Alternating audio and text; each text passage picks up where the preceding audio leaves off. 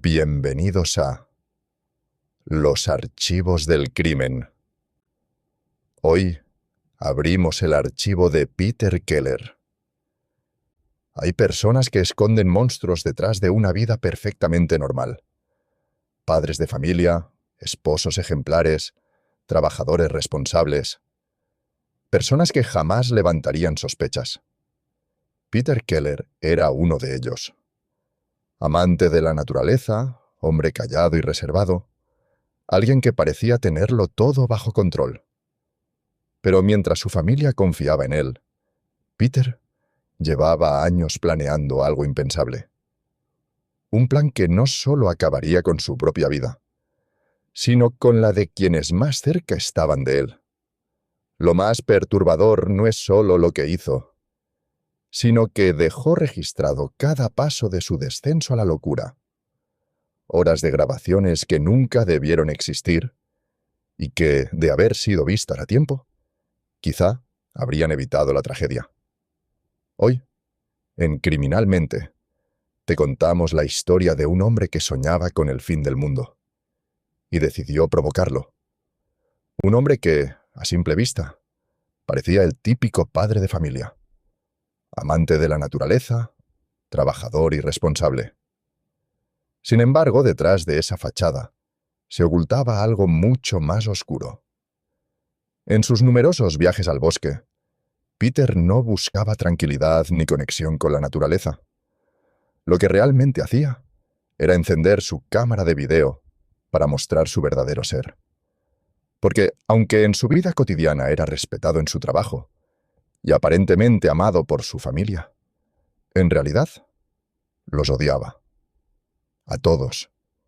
Tanto que su mayor deseo era destruir todo lo que conocía. Gracias a que siempre llevaba consigo su cámara, su progresivo descenso a la locura quedó registrado en video. Hoy vamos a conocer la historia de alguien que muchos, de forma errónea, llaman youtuber, pero que en realidad nunca lo fue. Y es que si Peter Keller hubiera subido aunque fuera un solo video a internet, la tragedia que terminó ocurriendo quizá se habría evitado. Cualquiera que hubiese visto esas grabaciones habría alertado de inmediato a la policía, advirtiendo que este hombre, tarde o temprano, iba a explotar. Y lo hizo. Literalmente. Corría el año 2012, en el norte del estado de Washington. Peter Keller tenía 41 años y llevaba una vida aparentemente normal junto a su esposa, Lynette, y su hija, Kailyn, de 19 años, quien recién se había graduado de la preparatoria y soñaba con trabajar en la industria de los videojuegos. La familia Keller era descrita como unida y amorosa, a pesar de los malos momentos recientes. Tiempo atrás, Lynette había sufrido un accidente laboral que la dejó con movilidad limitada y fuertes dolores de espalda, lo que le impidió seguir trabajando. Peter asumió entonces la responsabilidad económica del hogar para que su esposa pudiera permanecer en casa. Aún así, Lynette buscó la manera de salir adelante creando manualidades y artesanías. Esto la llevó a abrir un pequeño canal de YouTube, donde subía tutoriales y mostraba sus trabajos personalizados, los cuales vendía por internet y en ferias locales. Lynette no buscaba fama ni convertirse en una figura conocida. Para ella, YouTube era un escape. Pasaba mucho tiempo sola debido a su discapacidad, y en sus videos hablaba de su vida, de su familia, y agradecía constantemente tener un esposo como Peter, a quien describía como atento y comprensivo. Incluso mencionaba cómo él había acondicionado una habitación de la casa exclusivamente para que ella pudiera trabajar cómodamente. Peter trabajaba en una empresa de reparación de computadoras. Sus ingresos eran decentes y suficientes para una jubilación tranquila, aunque a él no se le veía del todo cómodo con esa vida. Era un hombre callado, reservado. Como medida para ahorrar dinero, comenzó a recortar gastos en el hogar. Lynette no vio nada extraño en ello. Pensaba que su esposo estaba invirtiendo para el futuro de ambos. Pero la realidad era muy distinta. Durante todos esos años, Peter no había ahorrado ni un solo centavo. En aquellas supuestas caminatas por el bosque que tanto disfrutaba, en realidad, estaba construyendo su nuevo hogar. Un búnker hecho por él mismo, destinado a ser su refugio ante un inminente fin del mundo.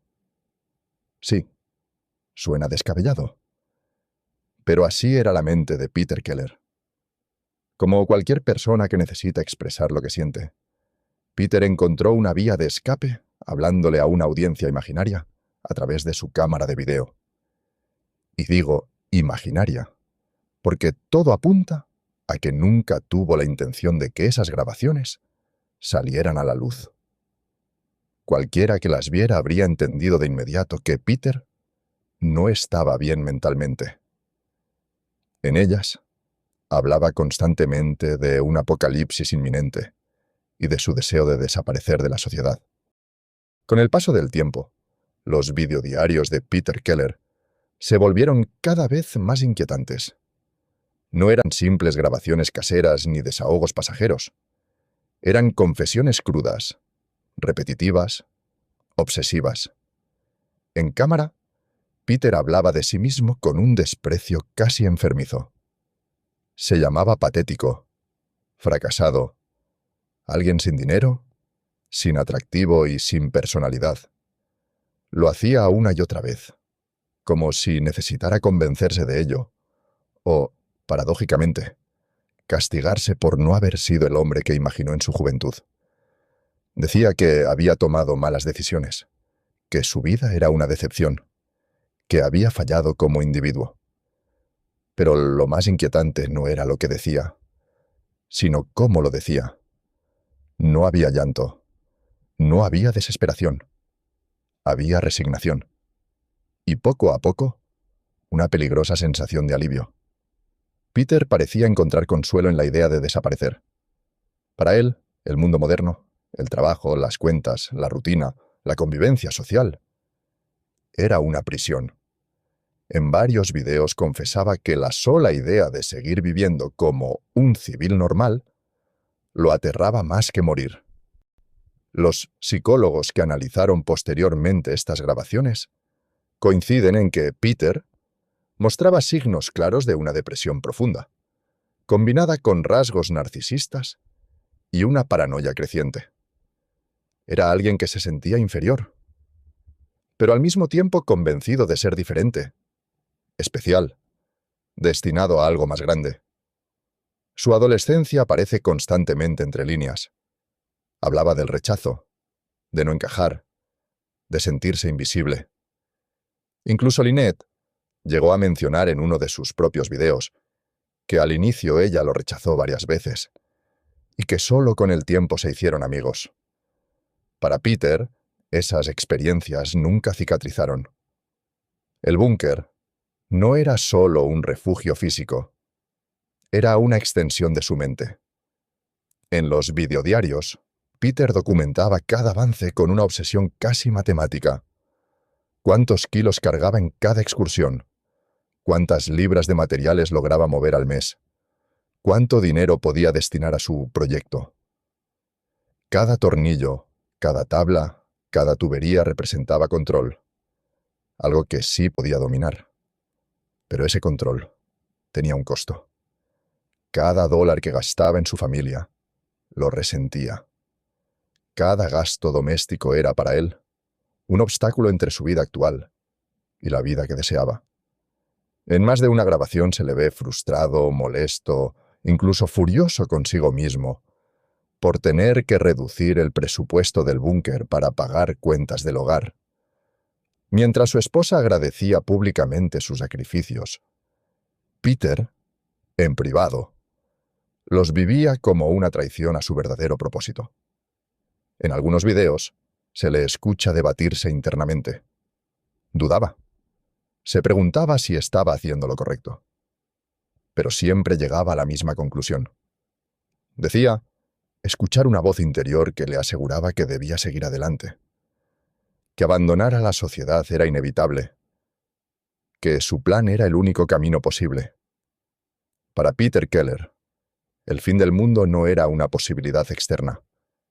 Era algo que ya había ocurrido dentro de él. Y sus videodiarios no eran advertencias para los demás. Eran el testimonio silencioso de alguien que ya había cruzado un punto sin retorno. Curiosamente, Quilin también grababa videos caseros de momentos cotidianos en familia. Pero solo bajo el lente de la cámara de Peter se revelaba su verdadero rostro. Para su jefe y compañeros de trabajo, era un buen empleado, un tipo amable. En realidad, la rutina diaria, la presión económica, sus frustraciones personales y una profunda depresión mezclada con estrés, narcisismo y paranoia lo estaban destruyendo mentalmente. Esa peligrosa combinación dio origen a un plan horrible. El domingo 22 de abril de 2012, un vecino llamó al 911 al notar humo saliendo de la casa de los Keller. Los bomberos llegaron alrededor de las 8:45 de la mañana, pero enseguida notaron que no se trataba de un incendio común. Al apagar el fuego, encontraron 7 bidones de gasolina conectados a una galonera derramada sobre la estufa de la cocina. La puerta principal estaba bloqueada con muebles y equipos de sonido. Lo peor estaba por venir. Durante la búsqueda de posibles heridos, los bomberos encontraron los cuerpos de Lynette y Quilin en sus dormitorios. Ambas habían sido asesinadas a tiros. En el suelo también yacía el cuerpo del perro de la familia, Dino, igualmente abatido con la misma arma. El único que no estaba allí era Peter Keller. Sin señales de entrada forzada y con la casa claramente preparada para arder, Peter se convirtió de inmediato en el principal sospechoso. Había huido en su camioneta, sin dejar rastro. Sin embargo, el fuego no destruyó todo, y eso permitió encontrar evidencias clave. Una caja fuerte con listas de materiales de construcción, discos duros con fotografías y videos que documentaban, durante casi una década, la construcción de su búnker. La policía entendió entonces que Peter había planeado todo durante años. Horas después, excursionistas reportaron una camioneta sospechosa cerca de Rattlesnake Ridge. Era una Toyota Pickup roja, abandonada, con las llaves aún puestas. A partir de ahí, huellas de botas militares condujeron a los investigadores bosque adentro. Tras varios días de búsqueda, helicópteros detectaron humo proveniente de una estufa de leña. Las autoridades rodearon el lugar, pero un enfrentamiento directo era demasiado peligroso. Finalmente, tras lanzar gas lacrimógeno y no obtener respuesta, decidieron irrumpir en el búnker. Dentro, encontraron el cuerpo de Peter Keller. Se había suicidado de un disparo. Llevaba tiempo muerto. En el interior había armas, municiones, explosivos improvisados, dinero en efectivo, planos detallados y hasta bocetos de laboratorios para estudiar virus y nanobots. Todo reflejaba una mente profundamente perturbada. El lugar que tanto había soñado construir fue, irónicamente, donde pasó sus últimos momentos. Parte de sus videos terminaron filtrándose en Internet. El resto quedó archivado. El dinero encontrado fue donado a un fondo de becas con el nombre de Quilin Keller, destinado a apoyar a mujeres interesadas en estudiar diseño de videojuegos. El sueño que ella nunca pudo cumplir. Nadie vio venir esta tragedia. Peter parecía un hombre normal, incluso amable, pero su verdadero sueño siempre fue abandonarlo todo, para perderse en el bosque, lejos del mundo, hasta el fin de sus días. Nadie, ni su familia, ni su entorno, se dieron cuenta de su descenso a la locura, y fueron presa de su aberrante delirio. Lo más perturbador es que, de haberse publicado el material que él mismo documentaba, probablemente todo se habría podido evitar. La historia de Peter Keller no es solo la de un hombre que lo perdió todo, sino la de alguien que nunca pidió ayuda. Durante años, su sufrimiento, sus miedos y su resentimiento crecieron en silencio, escondidos detrás de una vida que, desde fuera, parecía completamente normal. Nadie vio las señales, o quizá estaban ahí, pero fueron ignoradas. Este caso nos recuerda que el peligro no siempre se presenta con una violencia evidente, sino con silencios prolongados, con sonrisas forzadas y con pensamientos que se pudren cuando no se comparten. Hablar, pedir ayuda y escuchar a quienes nos rodean puede marcar la diferencia entre una crisis y una tragedia irreversible. Si tú o alguien cercano atraviesa un momento difícil, recordad que no estáis solos. Buscar ayuda profesional o apoyarse en un ser querido nunca es una señal de debilidad.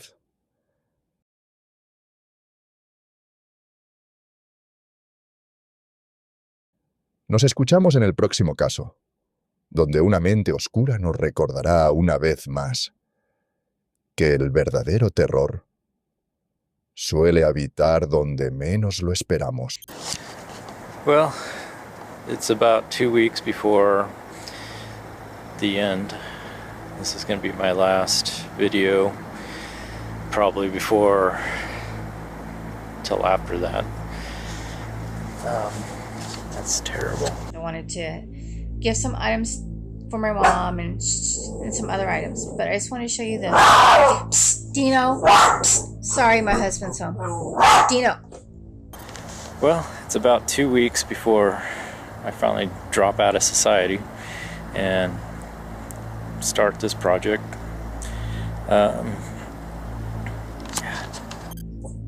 Sorry. The cute little puppy, right? So these are the items that are in there now. They're hard plastic. Stop. Well, it's about 2 weeks before we finally drop out of society, fully commit to this. This is probably going to be my last video till after that. Gracias por acompañarme en este episodio de Los Archivos del Crimen.